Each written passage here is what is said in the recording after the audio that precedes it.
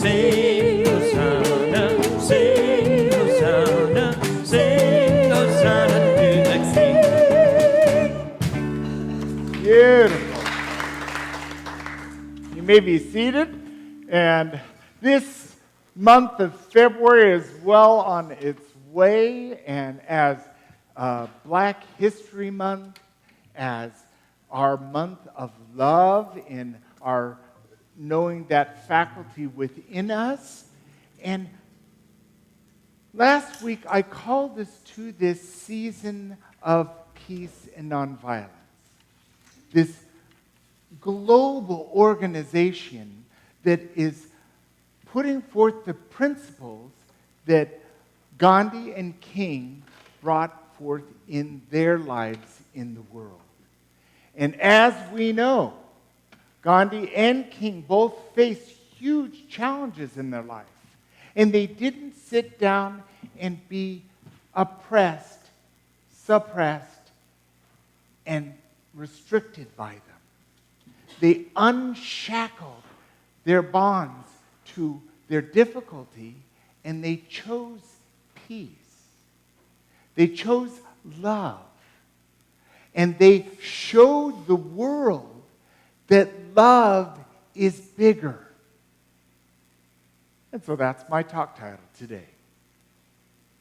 Turning to Martin Luther King Jr., at the center of nonviolence stands the principle of love. Where's that center? It's in us. And as we step into nonviolence, which is non-resistance, which adds to this non-complaining, whining, whimpering, criticizing, and judging, what we affirm and know is that that divine love, that essence of truth, is already within us, eternally present, because God is everywhere present. And that principle starts within us.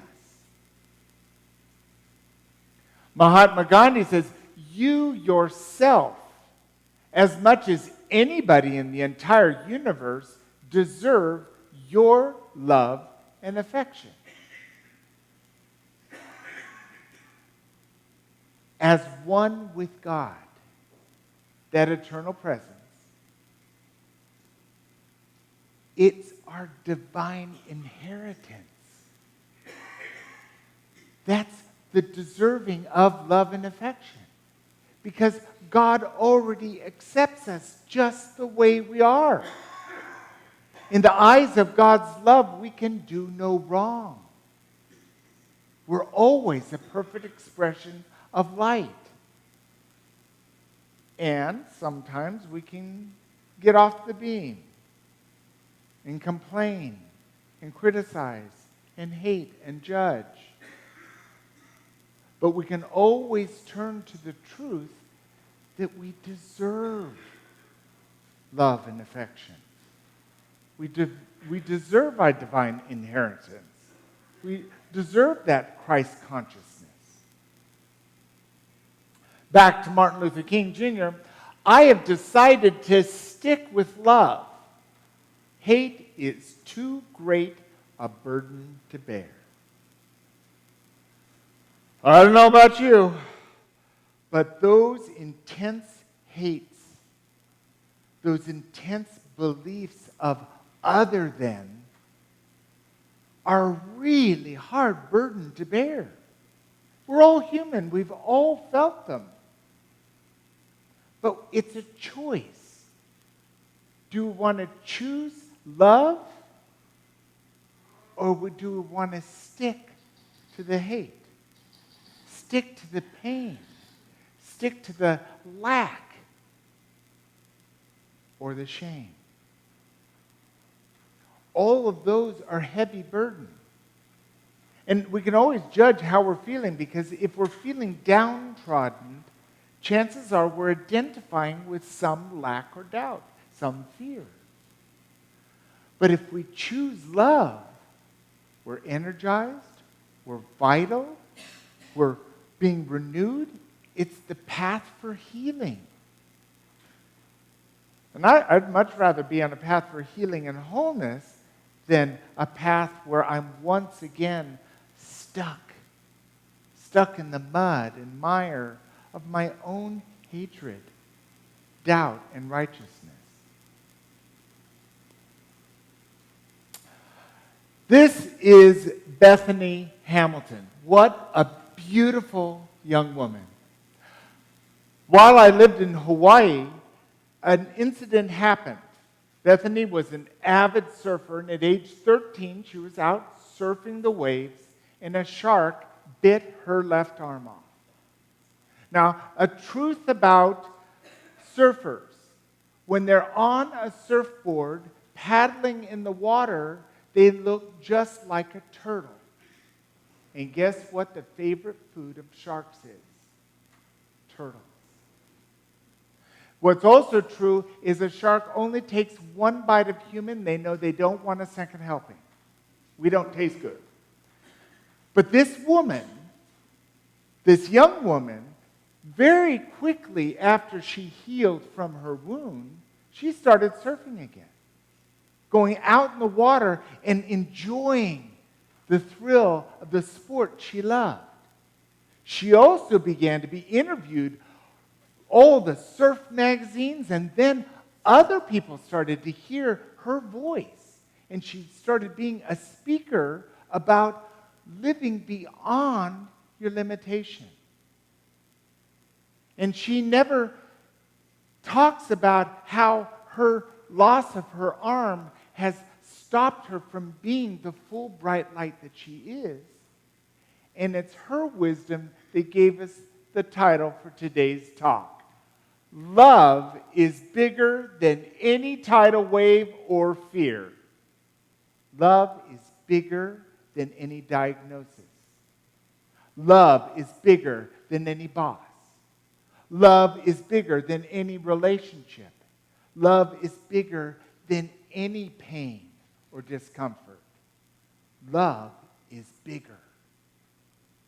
And when we live in that realm, when we see through the eyes of love, we can look at this young woman and say, what a beautiful woman. And yes, we can see the loss of her left arm, but it doesn't make her any less beautiful. We're the same way. We have our own things that we've lost and been pained by, or healed from, or in the process of healing with. And it's our love that shines true. It's our love that's always bigger, that allows us to step beyond our limitation, much like Mahatma Gandhi and Martin Luther King did in their lives. They chose love. They chose peace. And when you choose love and peace and you say, yes, God, whole nations change. Whole world changes, as we've seen by the great teachings of Gandhi or King or Mother Teresa. All hold the idea that love is bigger. I turn to gospel. This is the Gospel of John 13:34. A new command I give you. Love one another. As I have loved you, so you must love one another. It's all about love. And when it's a commandment, it means, look over here, this is important. So what's important is we love one another.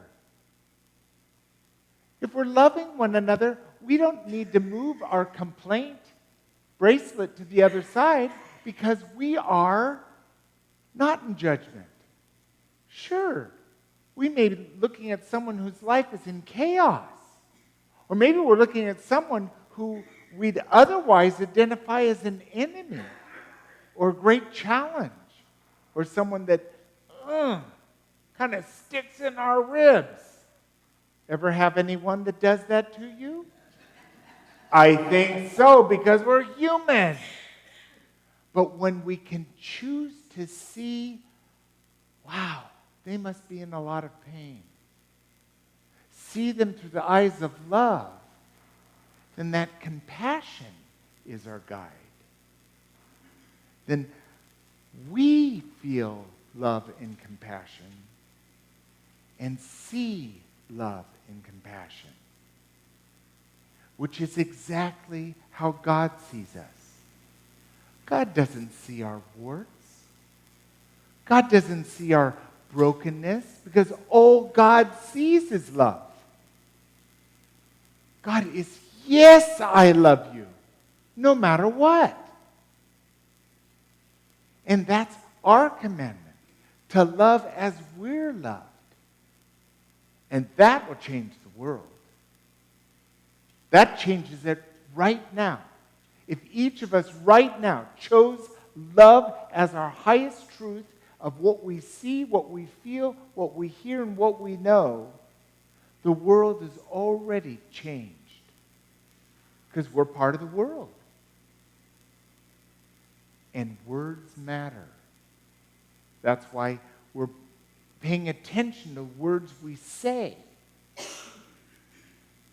Co-founder Charles Fillmore of the Unity Movement defines love this way.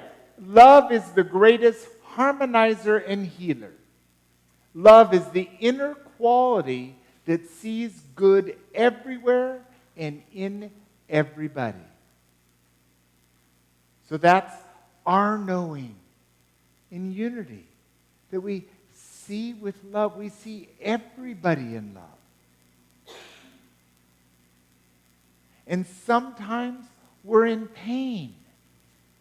So perhaps what we need to start with is loving ourselves in pain. Loving ourselves in limitation to open ourselves to God's unlimited flow.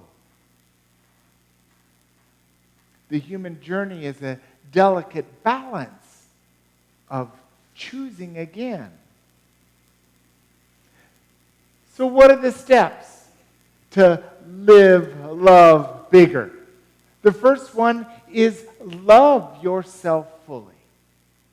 If we're loving ourselves fully, how else can we relate to the world?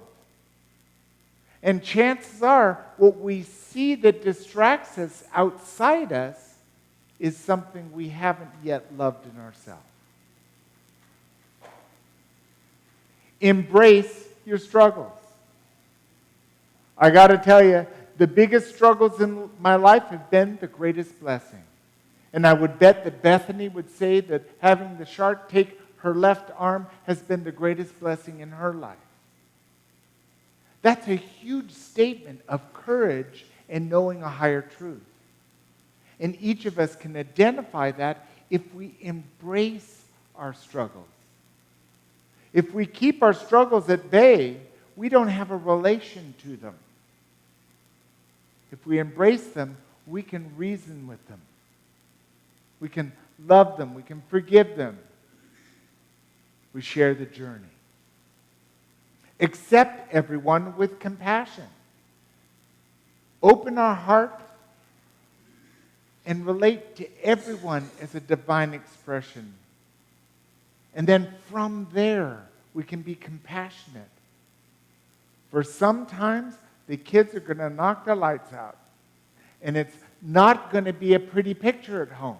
But that doesn't mean we can't relate to our kids, to our grandkids, to our partner, to our friends, to our community with compassion. And it's easier when we start in compassion when we then approach with someone who's driving a little on their own pattern or making choices that we don't agree with. Accepting everyone in compassion. Forgive yourself and others. This we don't do once. We need to forgive ourselves over and over again. And just like forgiving ourselves over and over again, we need to forgive others over and over again. And any feeling felt to completion returns us to essence, to love. And last, savor every moment and be grateful. In truth, this is the finest and only first day of your life. Everything before now is over. So let's savor this life, this moment, as what it is for us. And boy, if we can be grateful, start our day with gratitude, end our day with gratitude, then that's where we are. A grateful heart is a loving heart. Savor the moment and be grateful. And if you practice these steps in life, we can live, love bigger. So let's take a moment and take this into meditation, because that's a good way to ground a truth when we've identified it in our lives, as the Unity Singers bring us into meditation with music.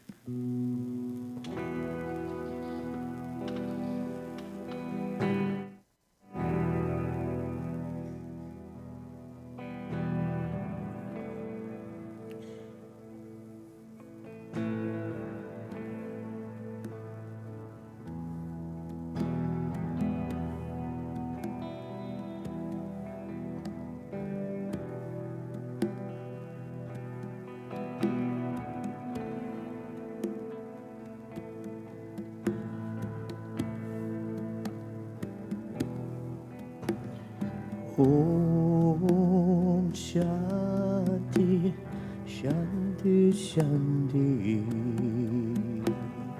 Om Shanti, Shanti, Shanti. Om Shanti, Shanti, Shanti.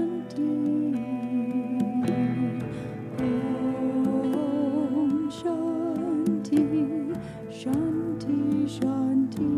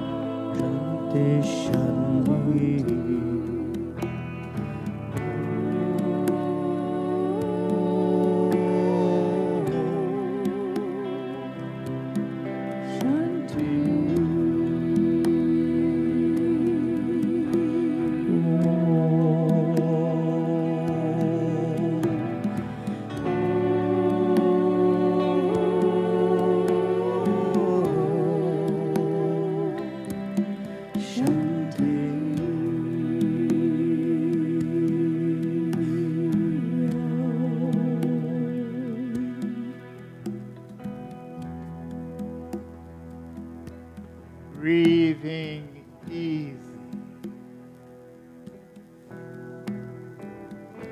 Breathing in and breathing out. We take meditative time to center in the now moment. And So as we turn to whatever we identify the center of our being, and there breathe into our center.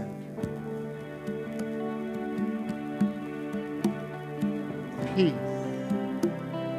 be still.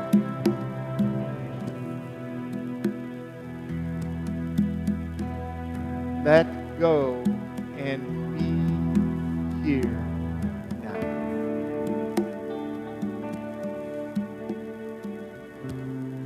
And as you turn within and connect with your holy center. Allow the divine consciousness that lives within you to be your guide as we choose love and allow that to be our breath. So with love and the breath, we turn and rest within, now, in the silence.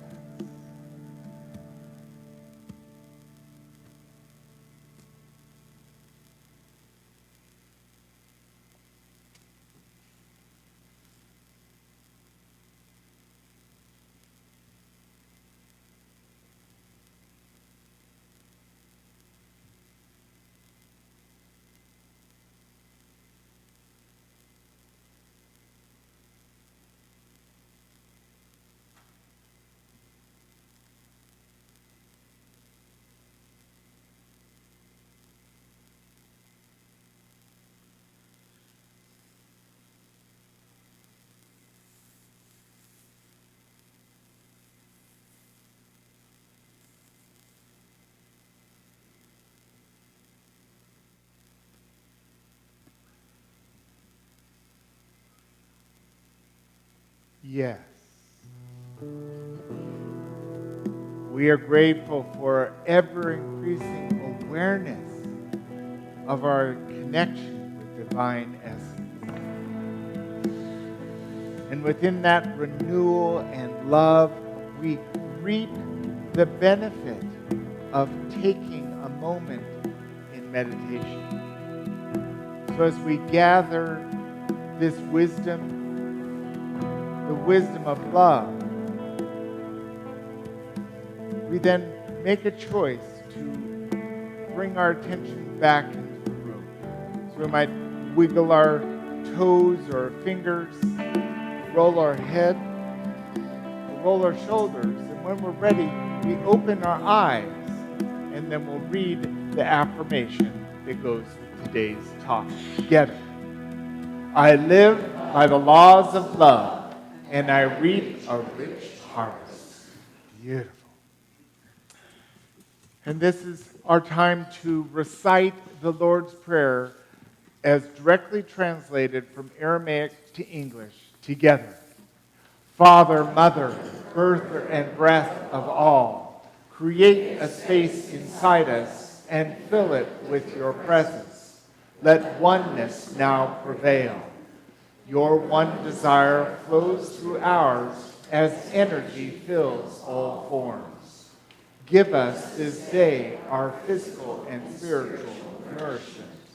Untangle the knots of error that bind us as we release others.